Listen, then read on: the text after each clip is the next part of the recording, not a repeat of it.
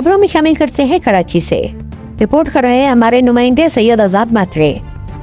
Supreme court کے احکامات پر chairman Moro میر بحر علی اکبر کی ہدایت پر مورو میر بحر ٹاؤن کی حدود میں تجاوزات کے خاتمے کو ممکن بنانے کے لیے اقدامات کیے جا رہے ہیں۔ میونسپل کمشنر الہی بخش سیال کی سربراہی میں ڈپٹی ڈائریکٹر لینڈ حبیب اللہ لاچاری، اسسٹنٹ ڈائریکٹر خلفان و دیگر عملہ بھی موجود۔ تجاوزات کے فوری خاتمے کے لیے ایکسکیویٹر اور ڈمپر کے ذریعے میٹرو ویل میں جہاں بھی تجاوزات تھی ان کا فوری خاتمے کے لیے آپریشن کیا گیا۔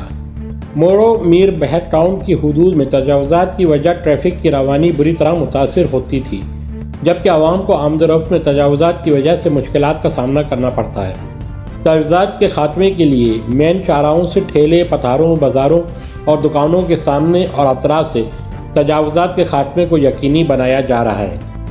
اس موقع پر موجود میونسپل کمشنر نے بتایا کہ سپریم کورٹ کے احکامات اور چیئرمین مورو میر بحر علی اکبر کی ہدایت پر تجاوزات کے لیے آپریشن کیا جا رہا ہے، جبکہ مورو میر بحر کی حدود میں تجاوزات کے خاتمے کے لیے افسران و عملہ شب و روز جدوجہد میں مصروف عمل ہے۔